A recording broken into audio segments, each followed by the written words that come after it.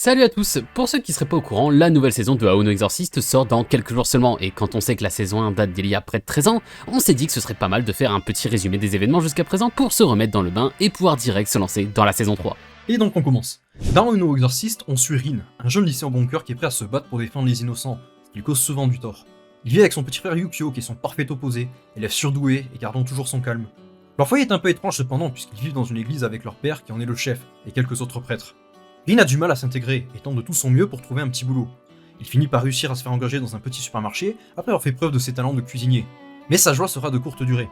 En effet, il voit une enfant se faire attaquer par une créature étrange, et en voulant l'aider, cause tout un tas de dégâts dans le magasin, lui faisant perdre son boulot seulement quelques heures après l'avoir obtenu. Le lendemain, à son réveil, Rin est surpris de voir que des milliers de créatures étranges se baladent en ville et que personne ne semble les remarquer. Alors qu'il sort observer le phénomène, il se fait agresser par une bande de jeunes dont le chef se révèle être le démon Astaros. Face au danger, Rin panique et se retrouve soudain entouré de flammes bleues qui ne brûlent pas. Astaros reconnaît là le signe de Satan et avant que le combat n'aille plus loin, c'est le père de Rin qui vient y mettre un terme. Il lui explique la vérité qu'il lui avait toujours cachée. Le monde est divisé entre Asya, le monde humain, et Gehenna, le monde des démons. Quant à Rin, il est en réalité le fils du roi des démons, Satan. Poursuivi par des hordes de démons, Rin et son père adoptif, le prêtre Fujimoto, se dépêchent de retourner à l'église qui est protégée par des barrières anti-démons. Mais le temps presse, les démons recherchent le fils de Satan, et Fujimoto n'a d'autre choix que de donner à Rin la relique qu'il avait gardée tout ce temps, l'épée tueuse de démons, Kurikara, où sont scellés les pouvoirs de Rin depuis sa naissance. Fujimoto ordonne à Rin de fuir et d'appeler un de ses amis qui pourra s'occuper de lui. Mais Rin ne peut pas simplement fuir ainsi, et revient combattre aux côtés de son père adoptif. Le combat est rude, mais ils finissent par vaincre les démons. Rin, alors complètement déboussolé suite aux révélations sur ses véritables origines, s'énerve contre Fujimoto, disant que de toute façon, il est un démon et que Fujimoto n'est pas son vrai père. À ce moment, Fujimoto se fait soudain contrôler par Satan, et ouvre une porte vers Gehenna pour ramener son fils auprès de lui. Il est sur le point de réussir, mais Fujimoto arrive à reprendre le contrôle de son corps quelques instants, et en profite pour se donner la mort pour mettre fin au plan de Satan. Mais malgré cet acte héroïque, la porte ne disparaît pas. C'est Rin qui finira par la détruire en utilisant Kurikara, révélant ainsi ses pouvoirs de démon. Quand Yukio, le frère de Rin, arrive, la bataille est terminée et Fujimoto est décédé. Après que Rin se soit recueilli sur la tombe de son père, l'ami en question dont il avait parlé plus tôt fait son apparition. Il s'agit de Méphistophélès, un exorciste très réputé, et celui-ci explique qu'en tant que fils de Satan, Rin doit être exécuté. Cependant, Rin leur propose une autre voie. S'il accepte de l'entraîner à l'école d'exorcisme, il promet d'utiliser ses forces pour vaincre Satan une bonne fois pour toutes. Méphisto finit par accepter et conduit Rin et Yukio vers un gigantesque campus scolaire. Ils y suivront des cours normaux d'étudiants, mais Rin y suivra surtout des cours d'exorcistes.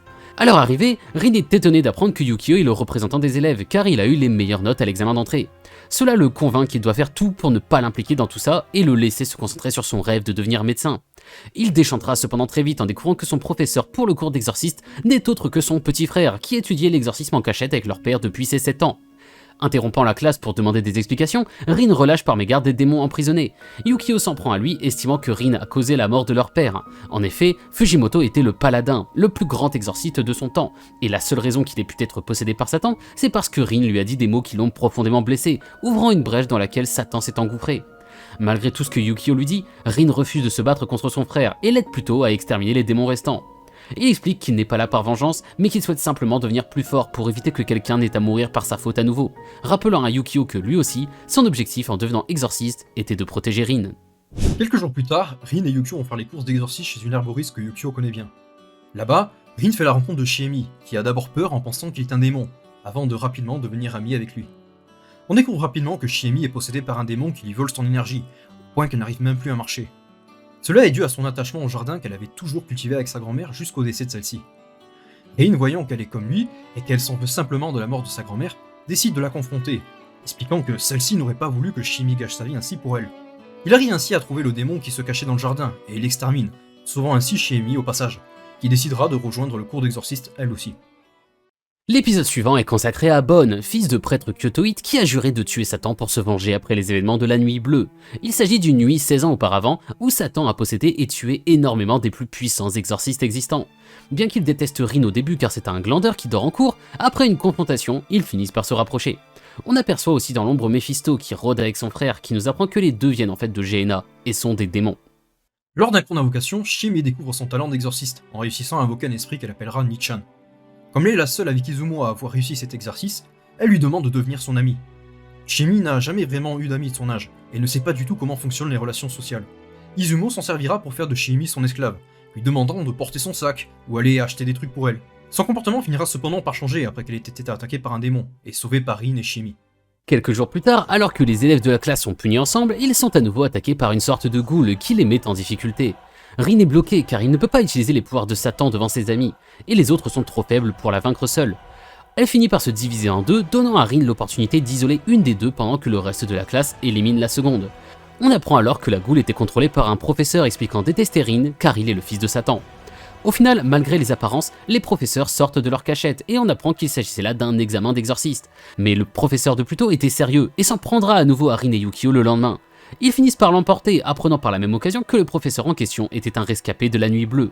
Mais le plus inquiétant est Mephisto, qui était celui qui avait manipulé le professeur dans l'ombre et demande maintenant à son frère d'intervenir et se préparer à attaquer Rin dans les semaines qui suivent. En attendant, Rin continue les missions et se retrouve cette fois-ci confronté à un démon chat géant qui travaillait avec les exorcistes jusqu'à présent et est subitement devenu fou. Alors que tout le monde essaye de l'exorciser, y compris Yukio, seul Rin qui entend les pleurs du démon arrive à le comprendre et à le calmer. En réalité, ce démon avait été adopté par Fujimoto, le père de Rin, des années auparavant. C'est en apprenant sa mort qu'il avait fini par devenir fou et tout détruire autour de lui.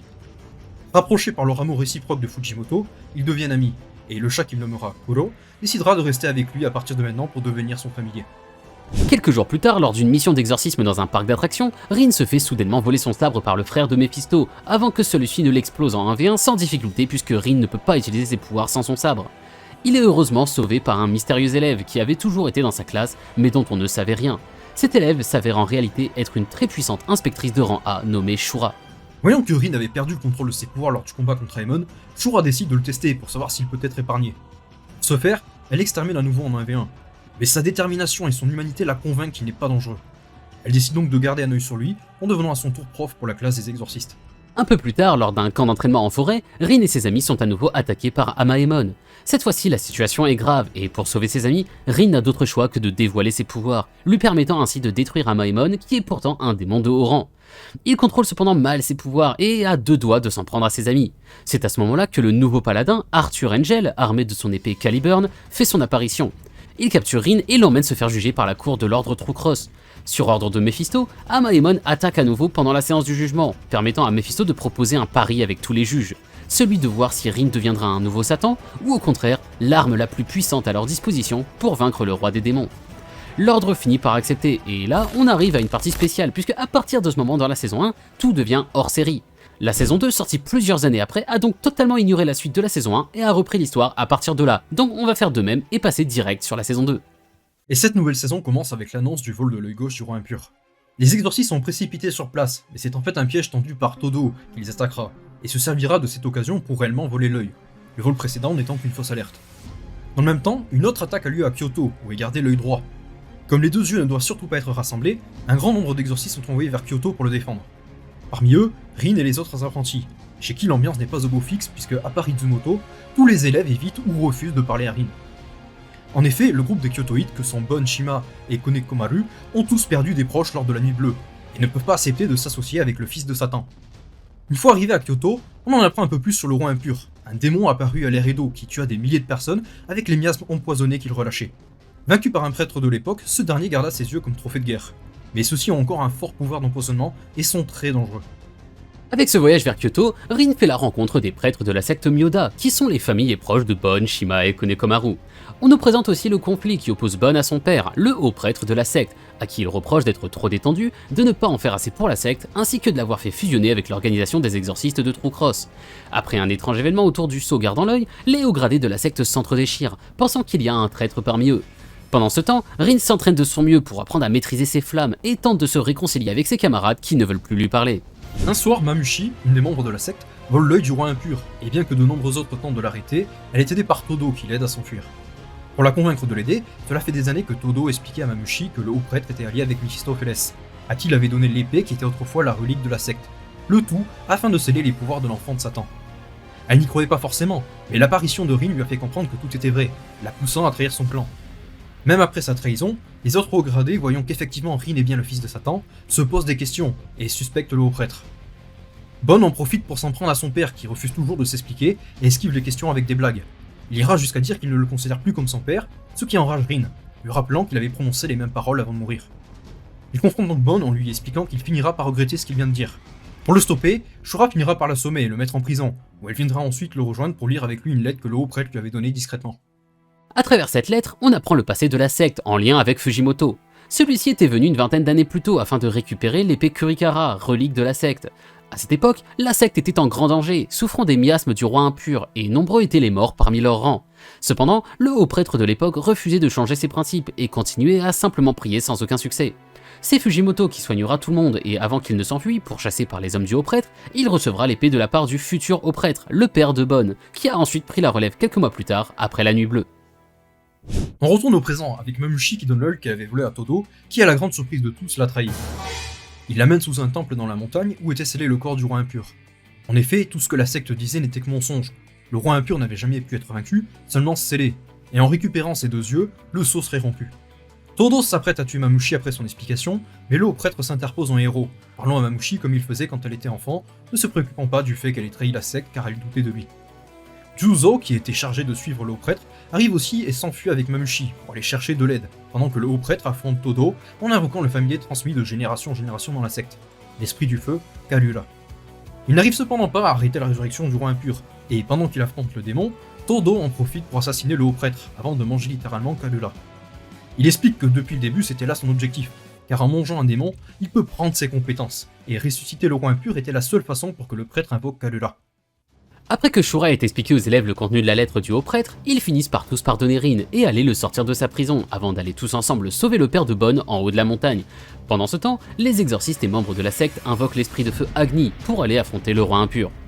Une fois arrivés en haut de la montagne, les élèves retrouvent le haut prêtre, mais il manque de force pour affronter le roi impur, et malgré qu'il ait toujours souhaité protéger Bon en l'éloignant de tout ça, il se retrouve obligé de lui transmettre ses pouvoirs pour qu'il puisse sauver tout le monde. C'est donc Rin et Bon qui se dirigent vers le roi impur, pendant que les autres protègent le prêtre et vont chercher de l'aide. Pendant ce temps, Yukio affronte Todo, qui le torture psychologiquement quant à sa relation avec Rin. Pendant leur combat, Yukio, manquant de se faire tuer, réveille une partie du pouvoir de Satan qui semble enfui en lui. Cela l'effraie, et il a du mal à admettre la vérité. De leur côté, Rin et Bon sont bloqués car Rin n'arrive pas à dégainer, dû à un blocage mental. Depuis son échec précédent, il a peur que s'il dégaine, il finira par tuer ses amis. Après un discours de Bon qui enlève totalement ses propres défenses, disant qu'il fait confiance à Rin, ce dernier finit par enfin réussir à sortir son épée et affronte le roi impur. Il n'arrive cependant pas à le vaincre, l'ennemi étant trop puissant. C'est alors que Tsushima apparaît. Il est un démon ayant fait un pacte avec les prêtres de la secte pour apparaître le jour où son ennemi juré, le roi impur, serait ressuscité. Esprit de feu surpuissant, il rentre dans l'épée de Rin et fusionne avec ses flammes bleues. Il explique qu'il doit utiliser l'un de ses meilleurs sorts pour brûler entièrement la montagne, car si le moindre miasme survit, le roi impur ne mourra pas. Rin hésite car tous ses amis sont présents, mais n'a pas le choix et donne donc tout ce qu'il a. Son feu bleu s'étend alors sur toute la montagne, exterminant les impuretés, mais ne blessant absolument pas les humains qu'il touche.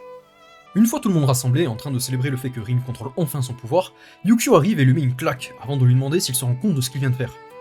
Rin explique que oui, il a compris que s'il ne maîtrisait pas son pouvoir, c'est parce qu'il refusait d'admettre qui il était, le fils de Satan. Il décide maintenant d'assumer et de se servir de ce pouvoir pour aider ses amis. La saison 2 se termine sur une note plus douce, avec Juzo et Mamushi finissant par se marier, Shiemi friendzonant Rin et les élèves qui vont faire une petite balade bien méritée dans les lieux touristiques de Kyoto. Et avec ça, vous êtes donc à jour pour la saison 3 qui devrait commencer très bientôt. On espère que cette vidéo vous aura plu, et si c'est le cas, n'hésitez pas à nous le faire savoir. On en profite pour vous rappeler qu'on a un Patreon, si vous voulez nous soutenir, ça nous aiderait énormément. Si vous n'avez pas 5 € à nous envoyer cependant, vous pouvez toujours lâcher un petit abonnement, c'est gratuit et ça fait aussi plaisir. Mais bref, sur ce, on vous laisse et on espère vous retrouver très vite pour la prochaine vidéo.